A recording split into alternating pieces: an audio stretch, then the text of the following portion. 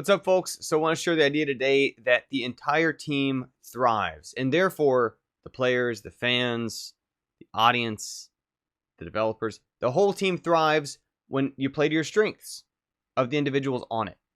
And the example I actually like to think of for this, and it's not like a bit of a stretch, but helps me at least think of it this way, is in college, lots of opportunities came up for one way or another dance crews of various sorts. Might be in the form of Greek events once a year, might be in the form of galas, or of just there were lots of opportunities where, for some reason or another, a bunch of people could practice dancing together. And one of the things we figured out, right, is that, okay, if there's a group of 5 of us, 10 of us, 15, heck, talent shows, if there's someone in the group who is particularly good at acrobatics, flips and somersaults and all those kind of maneuvers, if someone in the group is particularly good at, I don't know, breakdancing, salsa, tap dance, ballet, whatever it is, when there was some way to work in at least an aspect of that, a piece of that, a part of that into the overall performance, and obviously if it's not too much of a stretch on the tone, on the energy, or whatever.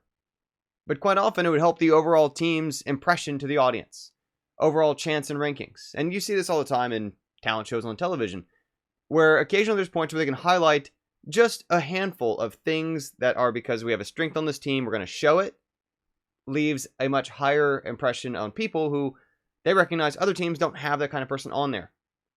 And I mention this because it can be so visual when we see someone just do a maneuver when we're like, they have spent their life practicing that.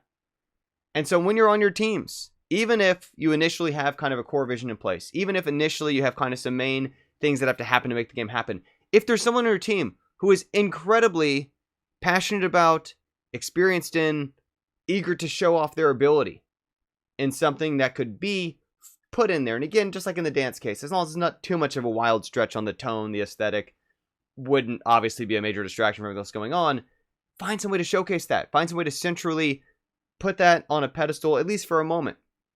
I think one of my favorite examples from some time ago, we had a Game Keto Club game, Wrecking Cloud, where we had a member who exceptionally gifted character artist and like formally trained in 3D character art, and he was really good at robots. And so we built the game basically around his 2 really cool robot styles that he had built, and everything else around there was in support of it. And you don't necessarily always have to go to the same degree. There's other cases where you have something where members really eager to work on. So in this case, Tim Waskett wanted to work on a inverse kinematic crab claw system. It was just kind of a physics and animation procedural challenge that interested him. So we kind of built that front and center as a showpiece of Sea Officially Lost, the club game from some time ago, built in Unity. And again, if you've got something where someone just really is passionate to do something, and you can feature that in your team, it's going to help them. It'll make them happier. It'll help give them an outlet for their excitement.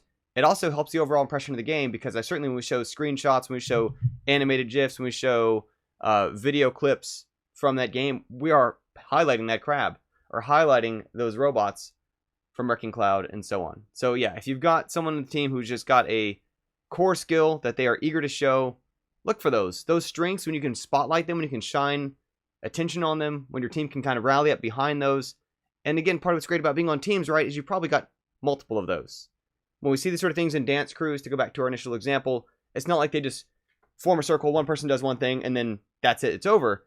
It's a mix, right? It's several different people coming out there doing their thing that they do, and it gets everyone's energy up. So spotlight the talents on your team. Make sure you're actively looking for, as a lead, as a coordinator, even just as a peer, maybe they're shy about it.